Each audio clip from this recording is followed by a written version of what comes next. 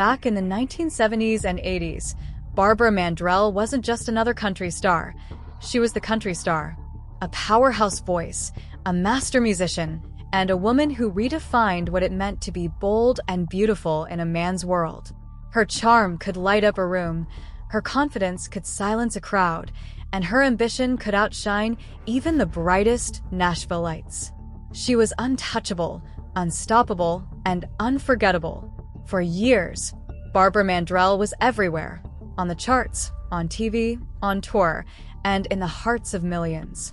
But then, almost quietly, she disappeared. The woman who once ruled the stage walked away from it all, and the life she lives today is far from the glittering spotlight that once surrounded her. Barbara Ann Mandrell was born on Christmas Day in 1948 in Houston, Texas, into a family where music wasn't just a hobby, it was a way of life. Her mother was a music teacher, her father a police officer who played in a band, and by the time she was a little girl, Barbara was already performing like a pro. Before she even started school, she could read music and play the accordion. By 6, she had picked up the steel guitar, and by 11, she was performing in Las Vegas alongside seasoned professionals. She wasn't just talented, she was a prodigy, and she worked hard for every bit of it. As she grew, Barbara's gift only deepened. Her voice carried heart and honesty, and her style, mixing country with touches of R&B and pop, made her a crossover success. Songs like Sleeping Single in a Double Bed and If Loving You Is Wrong, I Don't Want to Be Right became instant classics. She topped charts, won awards, and even made history by becoming the first artist to win the CMA's Entertainer of the Year award twice in a row. But Barbara wasn't just about the music. She had charisma, wit, and a down-home charm that made America fall in love with her.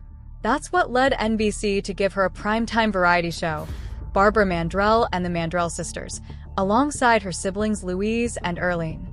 It was a massive hit, drawing tens of millions of viewers every week. But behind the big smiles and sequin dresses, Barbara was exhausted. The grueling schedule of recording, touring, and filming took a toll on her body and voice. Doctors warned her that if she didn't slow down, she could lose her voice permanently. In 1982, at the height of her fame, she made the heartbreaking decision to end the show.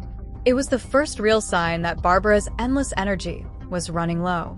And then, 2 years later, tragedy struck. On September 11, 1984, Barbara was driving near her Nashville home with her 2 children when her Jaguar was hit head-on by another car. The 19-year-old driver of the other vehicle, Mark White, was killed instantly. Barbara's injuries were catastrophic: a broken femur, a crushed ankle, severe head trauma, and a concussion that left her struggling to remember who she even was. Her kids survived with minor injuries, but Barbara's recovery would take years. She later said that, for a long time, she felt like the woman she used to be had died in that car. The pain, both physical and emotional, nearly broke her. But she didn't let it. Barbara Mandrell fought her way back with the same resilience that had carried her to stardom. She went through painful therapy, relearned how to perform, and even used her experience to advocate for seatbelt safety, which she credited with saving her and her children's lives.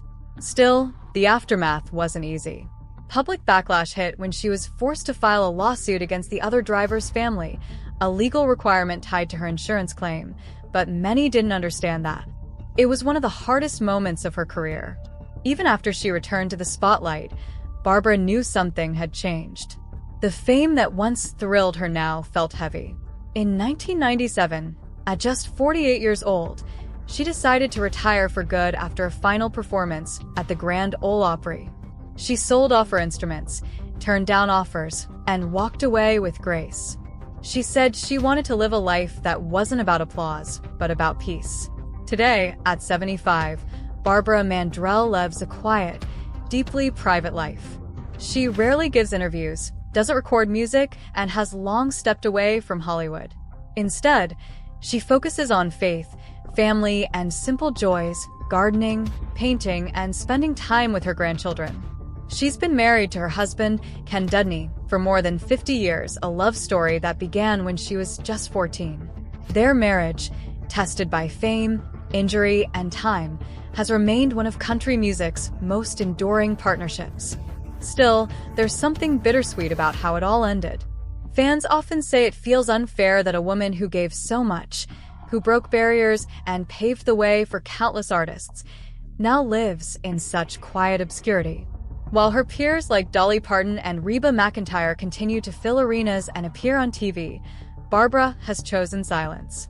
Not because she's forgotten, but because she's fulfilled.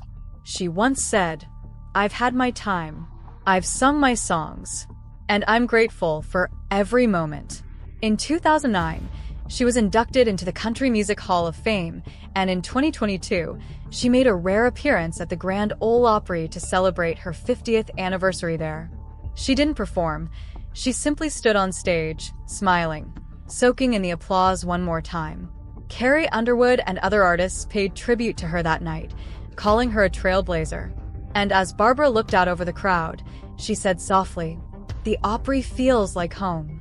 It's a quiet ending for a woman who once filled arenas, topped charts, and changed country music forever. But maybe that's the point. Barbara Mandrell doesn't need the spotlight anymore. She's already earned her place in history. Her songs still echo through the decades, her influence still shapes the stars of today, and her legacy still shines brighter than ever. It may seem sad to some that Barbara Mandrell lives so quietly now, but in truth, maybe she's finally found what she was always singing about: peace, faith, and a love that lasts longer than fame. So, what's your favorite Barbara Mandrell song? Share your thoughts in the comments below, and don't forget to like, share, and subscribe for more stories about the legends who made music history.